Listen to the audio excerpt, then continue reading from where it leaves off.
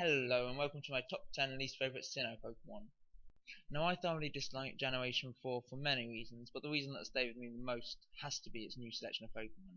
Only 107 of them, 43 being legendaries or new evolutions, pre-evolution to existing ones, and then another 9 being the obligatory starters, leaving only about 50 readily available in the wild. Heck, that's even less than Gen 6.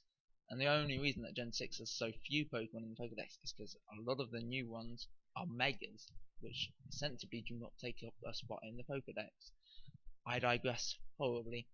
Anyway, I hate Sinnoh, and I hated all of its Pokemon so much that I could easily do a top 40 least favourite Pokemon, but 10 will suffice, so let's get started.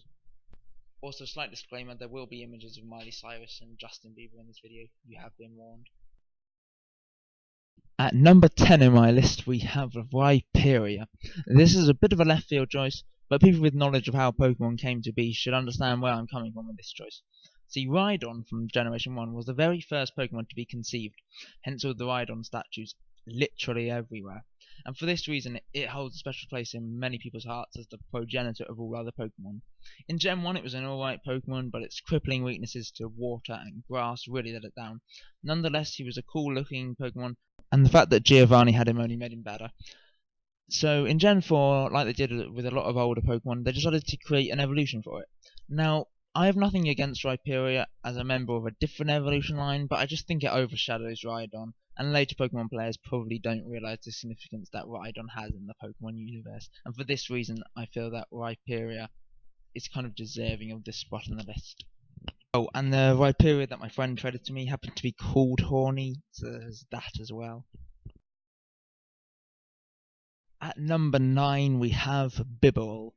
Now, the major problem that the main entries of the Pokemon series have is the reliance on HMs. They are outdated, unnecessary for progress, and generally are a large annoyance until you get to the move deleter, and even then it is a painful process travelling back and forth.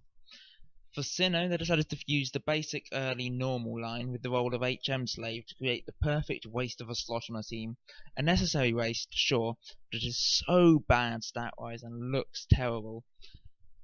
The reason that Bidoof's not on this list, well, his backstory in Pokemon Mystery Dungeon, also this fan art of a possible evolution to him, really save him from this spot. Drink it in. At number 8 we have Combi. Now, when one gender of a Pokemon is completely useless, you know you have a bad Pokemon. When you factor in that 87.5% of the time this Pokemon is male, and by extension is absolutely useless, you have a pretty terrible Pokemon. Factoring this in with the chance to get a shiny one is so rare that it is statistically the rarest shiny Pokemon to get, and one of the hardest Pokemon to get in its first games, Diamond and Pearl. You need to slather honey on a tree, pray for a Combi, pray for it to be female, and only then can you get a Vespiquen. And I like Vespiquen, so that's definitely not on the list, and as such I'm blaming Combi instead.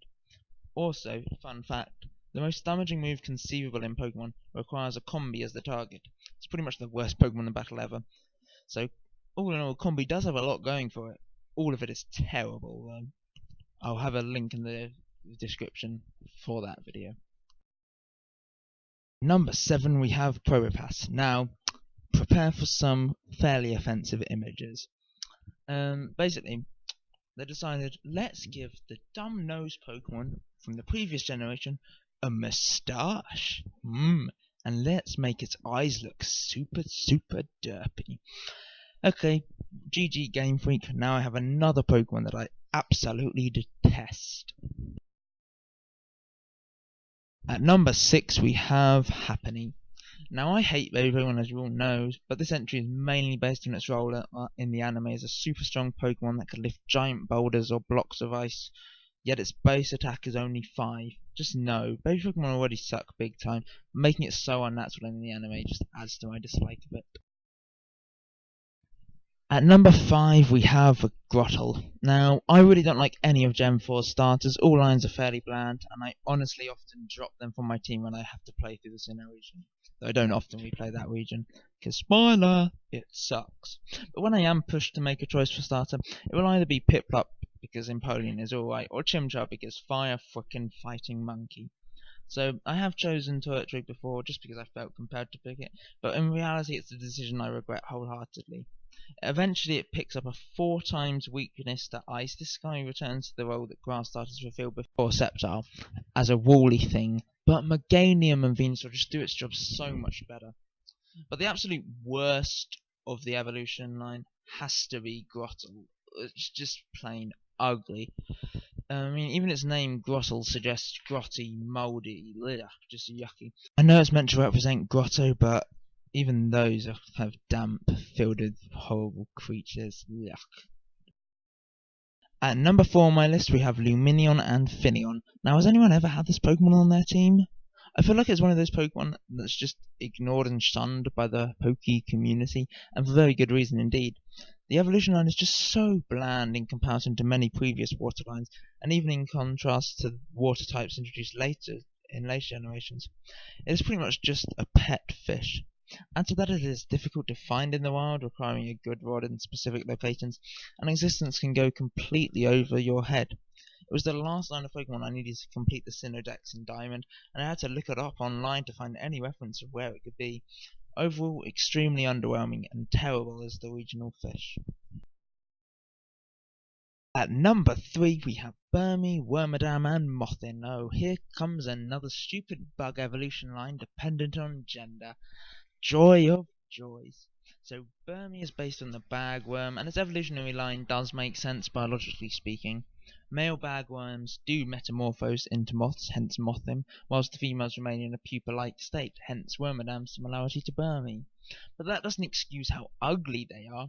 You look at the 3 varieties, either you have that pink trash bag variant, that horrible puke-ridden sand variant, or that pleasant leafy variant. I'd go with the latter any day, though sadly it limits its potential so much. So in the end you're stuck with a bug grass type, and frankly that's just a terrible type combination. Also, why on earth does it have a beak? I mean, that doesn't make any sense. The male equivalent Motham is the classic bug flying type combo that's been seen countless times before, and it's also the 3rd or possibly 4th if you count masquerade moth Pokemon in as many generations. Whether you agree with me or not, frankly my dear, I don't give a worm a damn. I'm pleased with that one.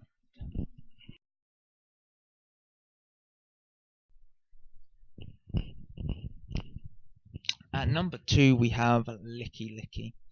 Oh great, the tongue Pokemon gets even worse. Seriously, who at Game Freak thought that with the new evolutions of Gen 4 they'd also buff up one of the most ridiculous and hated Pokemon from Gen 1? I guess like with Probopass they just wanted to redisplay their talent for terrible reconstructions of the human face. Brilliant, bloody brilliant, and seriously disturbing. We've had enough of you, Miley, just disappear forever, please. Now for honourable mentions. Absolutely every Pokemon from Sinnoh. Well, with 1 or 2 exceptions, but you'll see them later when I do the top 10 favourite. And so we move on to number 1. And at number 1 we have Arceus. Now, bringing God into a lot of things is sure to provoke some debate, but I guarantee that few things have been as controversial in video games as the introduction of the God Pokemon in Sinnoh. Now, I'll not get into my own religious stance here, but as far as Pokemon games go, I am deeply Mewist in my belief. Mew, according to the original generations and the first canon, is the ancestor of all Pokemon, effectively making it the original Pokemon, canonically speaking, in terms of which one came first in the Pokemon world, which is obviously why Rhydon was the first Pokemon to be designed.